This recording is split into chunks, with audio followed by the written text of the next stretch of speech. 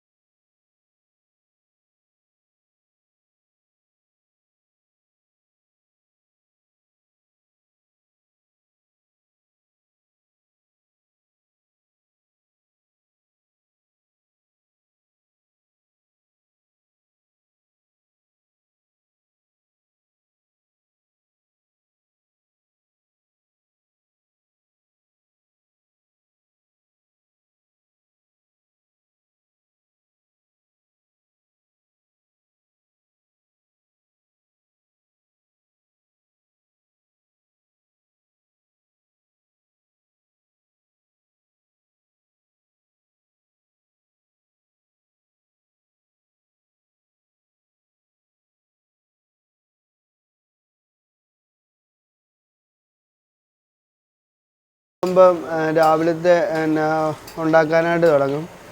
ഇന്ന് ദോശയാണ് നമ്മൾ ഉണ്ടാക്കുന്നത്. ദോശയും കടലക്കറിയും. പിന്നെ നമ്മളൊരു 7 മണിയൊക്കെ ആകുമ്പോഴാണ് മെഡിക്കൽ കോളേജിലെ രോഗികൾക്കും കൂട്ടിയിരിപ്പുകാർക്കും കൊടുക്കുന്നത്. അപ്പോഴേക്കും അഭയത്തിന് പുറത്ത് പ്രഭാത ഭക്ഷണത്തിനായി നീണ്ട ക്യൂ രൂപപ്പെടും.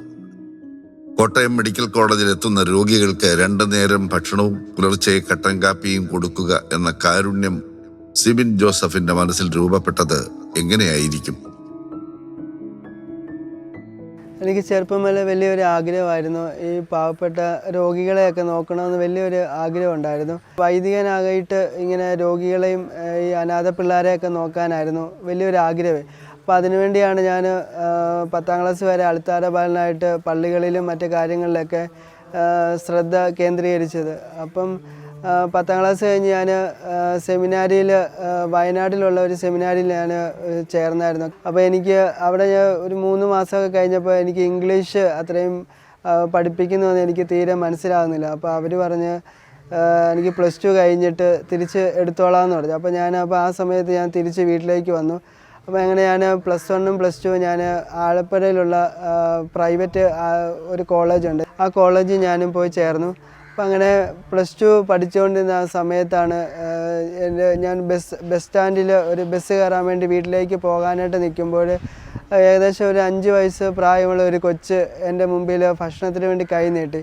പക്ഷേ ആ സമയത്ത് എനിക്കൊന്നും കൊടുക്കാനായിട്ട് എൻ്റെ കയ്യിലില്ലായിരുന്നു. അപ്പം അന്നു മുതലാണ് ഞാൻ ചിന്തിച്ച് തുടങ്ങിയത്, ഇതുപോലുള്ള ആൾക്കാർ ഇങ്ങനെ ജീവിച്ചിരിപ്പുണ്ട്, കഷ്ടപ്പെടുന്നുണ്ടെന്നൊക്കെ മനസ്സിലാക്കിയത്. ചൊവ്വ, ബുധൻ, വ്യാഴം, വെള്ളി എന്നീ 4 ദിവസങ്ങളിലാണ് അഭയം രോഗികൾക്ക് ഭക്ഷണം നൽകുന്നത്. സിബിൻ ജോസഫിന്റെ മനസ്സിലെ കാരുണ്യത്തെ ദീപ്തമാക്കാൻ സഹായിച്ചത് ഇവരാണ്. CC ആന്റണിയും ആന്റണിയുടെ ഭാര്യ ലിസമ്മ ആന്റണിയും. ആദ്യമേ ഈ തട്ടുകട ചോദിച്ചാണ് അവൻ വന്നത്. ഞാൻ ആ സിറ്റൗട്ടിൽ ഇരിപ്പുണ്ടായിരുന്നു, ഞങ്ങളുടെ വീടിൻ്റെ സിറ്റൗട്ടിൽ. അപ്പോൾ ഇവൻ വന്നത് ഈ തട്ടുകട കൊടുക്കാനാണ് വെച്ചിരിക്കുന്നതെന്ന് ചോദിച്ചു. ഇവൻ ഓർത്ത് ഞങ്ങളുടെയാണ്. അപ്പോൾ ഞങ്ങൾ പറഞ്ഞു അറിയത്തില്ല. ഞാൻ പറഞ്ഞു അത് ആരുടെയാണെന്ന് അറിയത്തില്ല, ഒരു കട കച്ചവടം ചെയ്ത് അയാൾ പൂട്ടിയിട്ടിട്ട് പോയിരിക്കുക, അതുകൊണ്ട് അറിയത്തില്ല. ആദ്യാനിപ്പം പനമ്പാലത്തൊരു കടയുണ്ട്, അവിടെ ചെന്ന് ചോദിച്ചാൽ അറിയാമെന്ന് പറഞ്ഞു. അങ്ങനെ ഇവൻ ചോദിച്ചു. പക്ഷെ അയാൾ ഭയങ്കര വില പറഞ്ഞു, 75,000 ഏതാണ്ട് പൈസ പറഞ്ഞു ഇവനോട്. അപ്പോൾ ഇവൻ പറഞ്ഞു, ഞാൻ ഇവനോട് ചോദിച്ചു, മോനെ നിൻ്റെ കയ്യിൽ അത്രയും പൈസയുണ്ടോ? അന്നിങ്ങനെയൊന്നും അല്ല ഇവനെ കണ്ട ഒരു തീരെ ഇതായിട്ടാണ്. അപ്പം ഞാൻ ചോദിച്ചു, മോൻ്റെ പൈസയുണ്ടോ അത് മേടിക്കാൻ? അന്നേരം പറഞ്ഞു, എൻ്റെ പൈസയില്ല, എന്നാലും മേടിക്കണം, ഞാൻ ഡിഗ്രിക്ക് പഠിക്കുന്ന, പുസ്തകം വെക്കാനൊന്നും സൗകര്യമല്ല, ഞാൻ 4-ാം വാർഡിൻ്റെ തിണ്ണല കിടക്കുന്ന ആ പുസ്തകമൊക്കെ 4-ാം വാർഡിലുള്ള മെൻ്റൽ രോഗികൾ വന്ന് എടുത്തുകൊണ്ട് പോവും, ക്ലാസ്സിൽ പോയിട്ട് വരുമ്പോൾ പുസ്തകമൊന്നും ഇല്ലെന്ന് പറഞ്ഞു. അപ്പം അത് മേടിക്കണമെന്നും പറഞ്ഞു ഇവൻ ആഗ്രഹവും പറഞ്ഞു. പൈസ ഉണ്ടോ എന്ന് ചോദിച്ചപ്പോൾ അവൻ പറഞ്ഞു പൈസ ഇല്ല, ഞാൻ തട്ടുകട പണിക്ക് നിന്നിട്ട് പൈസ കൊണ്ടൊന്ന് മേടിക്കാനാന്ന് പറഞ്ഞു. അപ്പം ഞാൻ ചോദിച്ചു ഇത് എന്തിനാണ് മേടിക്കുന്നതെന്ന് ചോദിച്ചാൽ കടക്കാനും കൂടാന്ന് പറഞ്ഞു ഇവന്. അപ്പം ഞാൻ പറഞ്ഞു അതിനകത്ത് കയറി കടക്ക പറ്റത്തില്ല, ചുമ്മാ ഇങ്ങനെ ഷട്ടർ താക്കുന്നതാണ്, ജനലൊന്നുമില്ല, അതിനകത്ത് ഇവൻ കിടക്കത്തില്ല. അപ്പം ഞാൻ പറഞ്ഞു എന്നാൽ ഒരു കാര്യം ചെയ്യുക, പൈസയും ഇല്ല ഒന്നുമില്ല, അതിനകത്ത് കിടക്കാനും പറ്റത്തില്ല, ഞങ്ങളുടെ മുറി ചുമ്മാ കിടക്കുക, അതിനകത്ത് കയറി കിടന്നോളം പറഞ്ഞു. പുസ്തകമൊക്കെ വെച്ചു, പഠിക്കുന്ന കൊച്ചല്ലേ, പഠിക്കാനുള്ള ആഗ്രഹവും പിന്നെ ഇങ്ങനെ ചെയ്യുവാന്നൊക്കെ ഇവൻ പറഞ്ഞു. മെഡിക്കൽ കോളേജിൽ ആരും പോലും ഇല്ലാത്തവരെ കുളിപ്പിക്കുകയും അവർക്ക് ഫുഡൊക്കെ വാരി കൊടുക്കുകയും എല്ലാം ചെയ്തിട്ട് അവൻ കോളേജിൽ പോകുന്നത് അതൊക്കെ എന്നോട് പറഞ്ഞു. അപ്പം ഞാനോർത്തൊരു നല്ല പയ്യനല്ലേ, അവിടെ കയറി കിടന്നോട്ടെ, അപ്പോൾ പഠിക്കുകയോ എടുക്കുകയൊക്കെ ചെയ്ത്. അങ്ങനെ അവൻ അവിടെ ആദ്യമേ അവനെ ചെരുപ്പില്ലാതെ കണ്ടാണ് ശ്രദ്ധിച്ചത്. ചെരുപ്പിടാതെ താറും പുറത്തൂടൊക്കെ ഇങ്ങനെ വെയിലത്തൊക്കെ പോകും, ഉണ്ണീശാപ്പരി പ്രാർത്ഥിക്കാനൊക്കെ. അങ്ങനെയായാൽ ഞാൻ കണ്ടത്. അത് കഴിഞ്ഞാണ് ഇവൻ എന്നോട് ഇങ്ങനെ ചോദിക്കുന്നത്.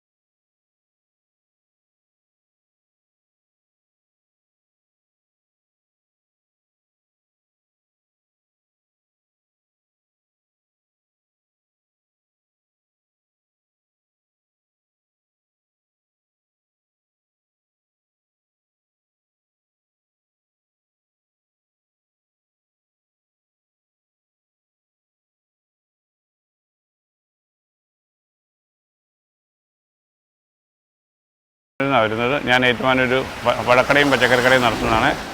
എനിക്ക് 2 വർഷമായിട്ട് ഞാനും ജോൺസണും ഇവിടെ വന്ന് ഈ രാവിലത്തെ ഭക്ഷണം വിളമ്പുകയും അവർക്ക് വേണ്ട സാധനങ്ങൾ കൊടുക്കുകയും ചെയ്യുന്നുണ്ട്. അതുകൊണ്ട് എനിക്ക് അന്നത്തെ ദിവസങ്ങൾ വരുമ്പോൾ നമുക്ക് നല്ലൊരു ഉണർവ് കിട്ടുന്നുണ്ട്. അഭയം ചാരിറ്റബിൾ ട്രസ്റ്റിൽ 2 വർഷമായിട്ട് ഞങ്ങൾ ഇവിടെ സേവനം ചെയ്യുന്നുണ്ട്. സിബിൻ്റെ കൂട്ടത്തിൽ വർക്ക് ചെയ്യാനൊരു ഭയങ്കര താല്പര്യമാണ്. പിന്നെ നല്ലൊരു ചൈതന്യമുണ്ട് ഇവിടെ വന്നു കഴിഞ്ഞാൽ തന്നെ. നമ്മൾ ഭക്ഷണമൊക്കെ കൊടുക്കുമ്പോൾ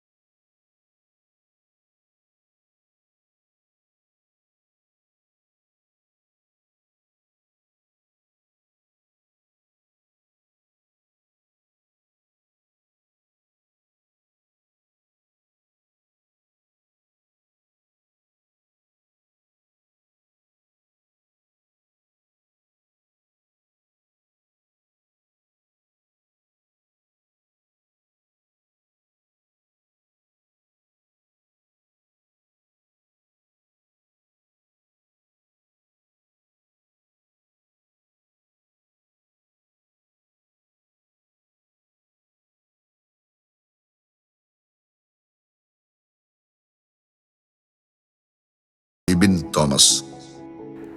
സിബിനെ പറ്റി പറയുകയാണെങ്കിൽ വളരെ ചെറുപ്പം മുതലേ ഞങ്ങൾ തമ്മിൽ ഒരുമിച്ച് കളിച്ച് ചിരിച്ച് പഠിച്ചൊക്കെ വളർന്ന വ്യക്തികളാണ് സിബിനും ഞാനും എന്ന് പറയുന്നത്. ചെറുപ്പം മുതലേ സിബിനെ അറിയാം, ഒരുമിച്ച് സ്കൂളിൽ പഠിച്ചു. അതുപോലെ തന്നെ സെമിനാരി കാലഘട്ടത്തിലാണെങ്കിലും ഒരുമിച്ച് ഞങ്ങൾ പോരുകയും സെമിനാരിൽ ചേരുകയും ഒക്കെ ചെയ്തതാണ്. പക്ഷേ സിബിൻ്റെ ജീവിത രീതി എന്ന് പറയുന്നത് മറ്റൊരു ശൈലിയായിരുന്നു. പാവപ്പെട്ടവരോട് കൂടുതൽ കരുണ കാണിച്ച് അവരുടെ കാര്യങ്ങളൊക്കെ നോക്കി മുന്നോട്ട് പോവുക എന്ന വലിയൊരു ജീവിത ലക്ഷ്യം സിബിനുണ്ടായിരുന്നു. അതുകൊണ്ടാണ് മെഡിക്കൽ കോളേജിൻ്റെ അടുത്ത് സിബിൻ്റെ തന്നെ ഒരു രൂപകൽപ്പന ചെയ്ത അഭയം ചാരിറ്റബിൾ ട്രസ്റ്റ് സിബിൻ രൂപീകരിക്കുകയും അതിൻ്റെ പ്രവർത്തനങ്ങളൊക്കെ ആയിട്ട് മുന്നോട്ട് പോകുവാനൊക്കെ ആയിട്ട് സിബിന് സാധിക്കുകയൊക്കെ ചെയ്യുന്നത്. അപ്പോൾ ഞങ്ങൾക്ക് തന്നെ അഭിമാനമുണ്ട്. കാരണം ഞങ്ങളുടെ കൂടെ പഠിക്കുകയും ഞങ്ങളുടെ നാട്ടിലൊക്കെ ജനിക്കുകയും ചെയ്ത ഈ സിബിൻ എന്ന് പറയുന്ന വ്യക്തി ഇത്രയും പേരെ ശുശ്രൂഷിക്കുവാനും അവർക്ക് വേണ്ടി സേവനം ചെയ്യുവാനും ഒക്കെ ഈ ഒരു മനസ്സ് കാണിക്കുന്നതിന് സിബിന് ഞങ്ങൾ നന്ദി പറയുന്നു. സിബിനിലൂടെ ഞങ്ങളും ഞങ്ങളുടെ നാടുമൊക്കെ അറിയപ്പെടുവാനായിട്ട്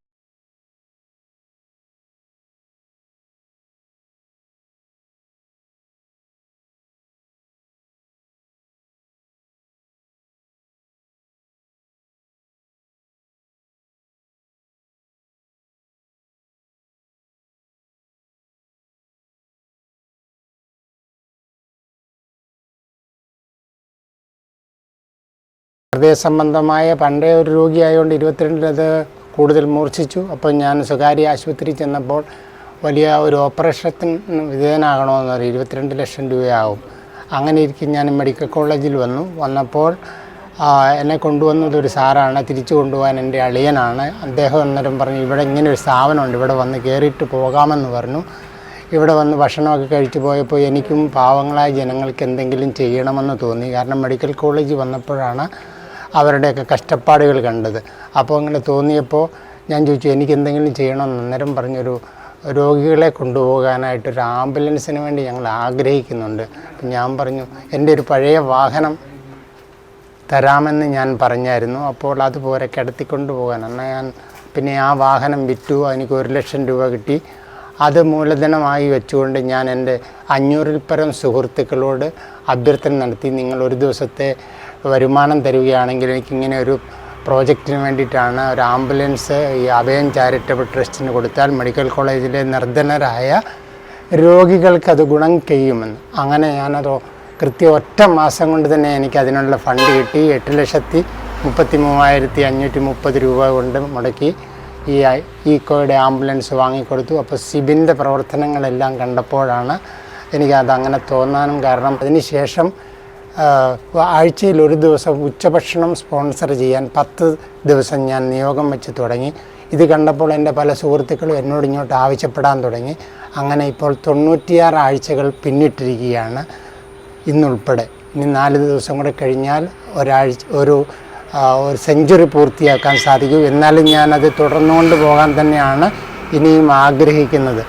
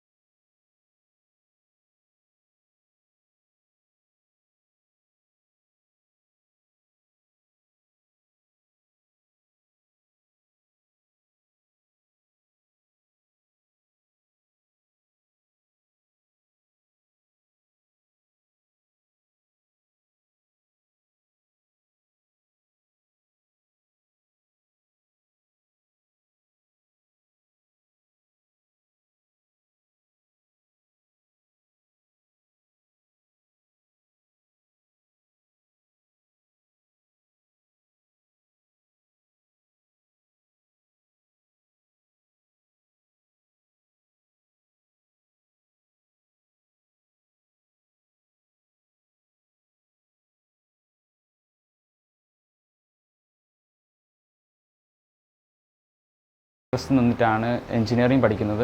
ഞാൻ കമ്പ്യൂട്ടർ എഞ്ചിനീയറിംഗ് ആണ് പഠിക്കുന്നത്. എൻ്റെ എല്ലാ കാര്യങ്ങളും നോക്കുന്നത് സിബിൻ ചേട്ടനാണ്. എൻ്റെ വീട് വയനാടാണ്. ഞാനിപ്പോൾ ഇവിടെ നിന്നിട്ടാണ് പഠിക്കുന്നത്. ഞാൻ 10ാം ക്ലാസ്സിലാണ് പഠിക്കുന്നത്. എൻ്റെ അനിയത്തി 6ാം ക്ലാസ്സിലും. ഈ വർഷത്തെ ഞങ്ങൾക്ക് പഠിക്കുവാനായി ആവശ്യമുള്ള നോട്ട് ബുക്കുകൾ അഭയം ചാരിറ്റബിൾ ട്രസ്റ്റിലെ സിബിൻ ചേട്ടനാണ് ഞങ്ങൾക്ക് സൗജന്യമായി നൽകിയതിൽ. അലനും ഗബ്രിയേലിനുമെല്ലാം സുശോഭനമായൊരു ഭാവിയിലേക്ക് നടന്നു കയറാൻ അഭയകേന്ദ്രത്തിലെ വർത്തമാനകാലം സഹായിക്കുന്നു. അത് സിബിൻ ജോസഫ് കണ്ട ഭൂതകാലത്തിലെ പ്രത്യാശാപൂരിതമായ സ്വപ്നത്തിന്റെ സാക്ഷാത്കാരമാണ്. 2015 ഇത് ആരംഭിച്ചപ്പോൾ അന്ന് ഞാൻ ഇവിടുത്തെ ജനപ്രതിനിധിയായിരുന്നു. അന്ന് മുതൽ ഇന്നോളം 10 വർഷമായിട്ട് സിബിൻ്റെ പ്രവർത്തനങ്ങൾ എന്ന് പറഞ്ഞാൽ നമ്മുടെ ക്യാൻസർ വാർഡിലുള്ളവരും അതുപോലെ ഗൈനക്കോളജിയിൽ ചുറ്റുവട്ടത്തുള്ള അശരണരായ അതുപോലെ തന്നെ ബുദ്ധിമുട്ട് അനുഭവിക്കുന്ന രോഗികൾക്ക് രാവിലത്തെ ഭക്ഷണവും ഉച്ചഭക്ഷണവും ഇവിടെ നൽകി വരുന്നുണ്ട്.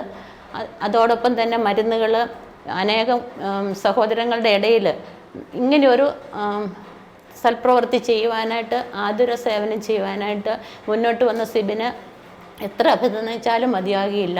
ചുറ്റുവട്ടത്തുള്ള ദാരിദ്ര്യം അനുഭവിക്കുന്ന കുടുംബങ്ങളൊക്കെ ഭക്ഷണം എത്തിച്ചു കൊടുക്കുകയും ഞാനും പല പ്രാവശ്യം സിബിനോടൊപ്പം തന്നെ ഭക്ഷണ കിറ്റുകളായിട്ട് പല വീടുകളിലും പോകാനൊക്കെ എനിക്ക് സാധിച്ചിട്ടുണ്ട്. ഷാജൻ മണർക്കാട് അഭയം ചാരിറ്റബിൾ ട്രസ്റ്റിൽ ആദ്യമായി വന്നത് വിദേശത്തു നിന്ന് വരുമ്പോൾ ഒരാൾ നൽകിയ സാമ്പത്തിക സഹായം ഏൽപ്പിക്കാനായിരുന്നു. ഇവിടുത്തെ അന്നദാനവും രോഗി പരിചരണവും മറ്റുള്ളവർക്കുള്ള സഹായ സഹകരണവും എല്ലാം കണ്ടപ്പോൾ ഷാജൻ ഇവരെ സഹായിക്കാൻ എന്നും എത്തിത്തുടങ്ങി. ഞാൻ സിബിൻ്റെ കൂടെ ആയിട്ട് ഏകദേശം ഒരു 4 വർഷമായിട്ട് സിബിൻ്റെ കൂടെ പ്രവർത്തിക്കുന്നു. ഞാൻ ഒരു 30 വർഷക്കാലം കുവൈറ്റിലായിരുന്നു. അവിടുന്ന് വന്നതിന് ശേഷം അവിടുന്ന് ഞങ്ങളുടെ ഒരു ഫ്രണ്ട് പൈസ തന്നു വിട്ടു ഇവിടെ കൊടുക്കാൻ വേണ്ടി. ഞാൻ അത് കൊടുക്കാൻ വേണ്ടി ഇവിടെ വന്നതാണ്. അന്ന് ഉച്ചയ്ക്ക് ഇവിടെ ചോറ് കൊടുക്കുന്ന സമയമായിരുന്നു. ആ സമയം മുതൽ ഇന്ന് വരെ സിബിൻ്റെ കൂടെ ഇവിടെ നിന്ന് പ്രവർത്തിക്കുന്നു. സാമ്പത്തികമായിട്ടും ശാരീരികമായിട്ടും നമ്മൾ ഇവിടുത്തെ ഈ അഭയം ട്രസ്റ്റിന് വേണ്ടി പ്രവർത്തിക്കുന്നു. രാവിലെ 6 മണിയാകുമ്പോൾ ഇവിടെ വരും. ഈ ദോശയൊക്കെ ചുടുകയും കറികളൊക്കെ വെക്കും. ഉച്ചക്കത്തെ കറികളൊക്കെ ഞങ്ങൾ തന്നെയാണ് വെക്കുന്നത്. അതിനുശേഷം ഉച്ചക്കത്തെ ചോറും കൊടുത്തതിന് ശേഷമാണ് ഞങ്ങൾ വീട്ടിലോട്ട് പോകുന്നത്.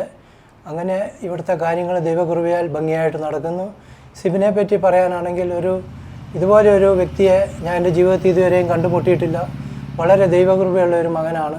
എല്ലാവരുടെയും ആവശ്യങ്ങൾക്ക് വേണ്ടി ഇറങ്ങി പ്രവർത്തിക്കുന്നു. ആരെന്ത് പറഞ്ഞാലും അതിനുവേണ്ടി പ്രവർത്തിക്കുന്നു. അങ്ങനെ ഒരു നല്ല വ്യക്തിത്വമാണ് ഈ സിബിൻ. വൈഫും ഉണ്ട്. വൈഫ് ഇടയ്ക്കും കൂടെ വന്ന് ഞങ്ങളെ സഹായിക്കും. ഞങ്ങൾ സാമ്പത്തികമായി വളരെ ഞെരുങ്ങിയാണ് പോകുന്നത്. ഓരോ ദിവസവും ഇവിടെ പശുവിനെയൊക്കെ വളർത്തിയാണ് ഇവിടുത്തെ കാര്യങ്ങൾ നടത്തിക്കൊണ്ടിരുന്നത്. ഇപ്പോൾ അതെല്ലാം വിറ്റിരിക്കുകയാണ് ഞങ്ങൾ. അതുകൊണ്ട് മുന്നോട്ടുള്ള ഞങ്ങളുടെ പ്രവർത്തനങ്ങൾക്ക് വേണ്ടി ഞങ്ങൾ എല്ലാവരുടെയും സഹായങ്ങൾ അഭ്യർത്ഥിക്കുന്നു. ഇവിടെ സേവനം ചെയ്യുന്നവർ ഈ പ്രസ്ഥാനത്തോട് ചേർന്ന് നിൽക്കുന്നു. ലാഭേച്ഛയില്ലാതെ പ്രവർത്തിക്കുന്നു. പ്രാർത്ഥനയോടെ ജോലി ചെയ്യുന്നു. മുമ്പ് അഭയത്തിൽ ജോലി ചെയ്തിരുന്ന സുമ PG പറയുന്നത് എത്രമേൽ സ്നേഹവായ്പോടു കൂടിയാണ്. ഞാനിവിടെ 3 വർഷം സിവിൽ ചാരിറ്റബിളിൽ ഞാൻ ജോലി ചെയ്തിട്ടുള്ളതാണ്. രാവിലെ എന്നെയും എൻ്റെ ചേച്ചീനെയും വന്നു 5:30 കൊച്ചുകൂടെ വന്ന് കൊണ്ടുവരുമായിരുന്നു. കൊണ്ടുവന്ന് ഞങ്ങൾ ഇവിടുത്തെ ഭക്ഷണങ്ങളൊക്കെ ഉണ്ടാക്കുകയും അത് ഒരു 80 പേർക്കുള്ള ഭക്ഷണമായിരുന്നു അന്ന് ആദ്യം തുടങ്ങിയത്. പിന്നെ അത് 100 പേർക്കായി ഒരു 80 കിലോ അരിയുടെ ഭക്ഷണം ഉണ്ടാക്കും. അതിനുള്ള കറി ഞങ്ങൾ വെച്ചിരുന്നു. അത് ഉച്ചയ്ക്ക് കൊടുക്കുകയും പിന്നെ ഇവിടെ ഈ സ്ഥാപനത്തിൽ രോഗികളായവരും ഉണ്ടായിരുന്നു. അവർക്ക് ഞങ്ങൾ ഭക്ഷണം ഇങ്ങനെ കൊടുക്കുന്നു. പിന്നെ ഹോസ്പിറ്റലിലെ മിക്ക രോഗികളും വന്ന് ഈ സ്ഥാപനത്തിൽ നിന്ന് വന്ന് ആഹാരം മേടിച്ചുകൊണ്ടിരിക്കുന്നു. പിന്നെ കൊച്ചു വസ്ത്രങ്ങൾ എല്ലാവർക്കും കൊടുക്കുമായിരുന്നു. കുഞ്ഞുങ്ങൾക്ക് പിന്നെ പുസ്തകം, ബാഗ്, ബുക്ക് അങ്ങനെയുള്ളതുമൊക്കെ കൊച്ചു തന്നിരുന്നു. പിന്നെ എന്തെങ്കിലും ഒരു ആവശ്യം വന്ന് കൊച്ചിനെ ആവശ്യപ്പെട്ടാൽ കൊച്ചത് സഹായങ്ങൾ ചെയ്തിരുന്നു. അഭയം ചാരിറ്റബിൾ ട്രസ്റ്റ് വലിയ പദ്ധതികൾ വിഭാവനം ചെയ്യുന്നുണ്ട്. കൂടുതൽ രോഗികൾക്ക് അഭയം നൽകുക, കൂടുതൽ പേർക്ക് ഭക്ഷണം നൽകുക, നിർധനരായ കുട്ടികളെ സംരക്ഷിക്കുക. അഭയത്തിനോടൊപ്പം ചേർന്ന് നിൽക്കുന്നവർ സ്വപ്ന സാക്ഷാത്കാരത്തിനായി പ്രവർത്തിക്കുന്നു. 7 മാസത്തോളമായിട്ട് സോഷ്യൽ വർക്കറായിട്ട് വർക്ക് ചെയ്യാണ്. സിബിൻ ചേട്ടൻ്റെ അടുത്ത് ചോദിച്ച് മേടിച്ചതാണ് ഞാൻ ഈ പോസ്റ്റിങ്. കാരണം ചെറുപ്പം തൊട്ട് അറിയാവുന്നതുകൊണ്ട് തന്നെ ഇവിടെ ഒരു ഡെവലപ്മെൻറ്റ് വലുതായിട്ട് നടന്നിട്ടില്ല. സോ ഞാനിപ്പോൾ കൈകാര്യം ചെയ്യുന്നത് CSR ഫണ്ടിങ്, ഫോറിൻ ഫണ്ടിങ് തുടങ്ങിയിട്ടുള്ള കാര്യങ്ങളാണ്. എനിക്കിവിടെ ഒരു ടീമുണ്ട്. അതിലൊരു മെമ്പറായിട്ട് ഒരു പ്രൊജക്റ്റ് കോർഡിനേറ്റർ ഉണ്ട്, മാർക്കറ്റിങ്ങിലുണ്ട്, മീഡിയാസിൽ അല്ലാണ്ട് കുറച്ച് വർക്ക് ചെയ്യുന്ന ആൾക്കാരുണ്ട്. പ്രൊജക്റ്റ് കോർഡിനേറ്ററായിട്ട് പെറ്റ്സി പീറ്ററും, മീഡിയ ആയിട്ട് അലനും, പിന്നെ നേരത്തെ ഉണ്ടായിരുന്ന ജാസിം എന്ന് പറഞ്ഞൊരു വ്യക്തി ഉണ്ടായിരുന്നു. ഞങ്ങളുടെ ടീം തന്നെയാണ് ഈ പുതിയ വെബ്സൈറ്റ് ഞങ്ങൾ ക്രിയേറ്റ് ചെയ്തിട്ടുണ്ട്. അപ്പോൾ നിലവിൽ ഒരുപാട് പ്ലാനുകൾ, ഇനിഷ്യേറ്റീവ് പ്ലാൻസ് ഞങ്ങൾ പ്ലാൻ ചെയ്യുന്നുണ്ട്. അതിലിപ്പം നിലവിൽ കിച്ചണിൻ്റെ ഒരു പ്ലാനിങ് നടക്കുന്നുണ്ട്. പിന്നെ ഒരു 3 ബ്ലോക്കുള്ള ബിൽഡിങ് പേഷ്യൻസിനെ താമസിപ്പിക്കാനായിട്ടുള്ളത്. പിന്നെ ഞാൻ പഠിച്ചത് ഡിസബിലിറ്റിയാണ്. MSW ആണെന്ന് പറഞ്ഞാലും സ്പെഷ്യലൈസ് ചെയ്തിരിക്കുന്നത് ഡിസബിലിറ്റിയിലാണ്. അപ്പോൾ ഒരു എയർലി ഇൻ്റർവെൻഷൻ സെൻറ്റർ സ്റ്റാർട്ട് ചെയ്യാനായിട്ട് പ്ലാൻ ചെയ്യുന്നുണ്ട്. സോ എൻ്റെ സാറാണ് ഇപ്പോഴത്തെ കമ്മീഷണർ, മിസ്റ്റർ PT ബാബുരാജ് സാറാണ് ഡിസബിലിറ്റി കമ്മീഷണർ. സോ സാറുമായിട്ട് ഞാനൊരു മീറ്റിംഗ് വെച്ചിട്ടുണ്ട്. അപ്പോൾ ഈ സെൻറ്റർ തുടങ്ങാനായിട്ടുള്ള ഇനിഷ്യേറ്റീവ് ഉടനെ ആരംഭിക്കും. ഇത് മാത്രമല്ല, എഡ്യൂക്കേഷൻ തൊട്ട് വുമൻസിന് വേണ്ടിയിട്ടുള്ള എംപവർമെൻറ്റ്, സ്കിൽ ഡെവലപ്മെൻറ്റ് ക്ലാസ്സുകൾ തൊട്ട് ഒരു ഒരുപാട് ഓർഗനൈസ്ഡ് ആയിട്ടുള്ള പ്രോഗ്രാമുകൾ ഞങ്ങൾ പ്ലാൻ ചെയ്യുന്നുണ്ട്. അനേകം പേർക്ക് സാന്ത്വനമാകുന്ന പ്രസ്ഥാനം. ചെറിയ പ്രായത്തിൽ തന്നെ വലിയ ഒരു പ്രസ്ഥാനത്തിന്റെ അമരക്കാരനായി അനേകം രോഗികളെ അന്നമൂട്ടുന്ന കാരുണ്യത്തിന്റെ കരസ്പർശം, സ്നേഹവായ്പ. ഇത്തരമൊരു പ്രസ്ഥാനം വളർന്നു പന്തലിക്കട്ടെ എന്ന് സസ്നേഹം നമുക്ക് പ്രാർത്ഥിക്കാം.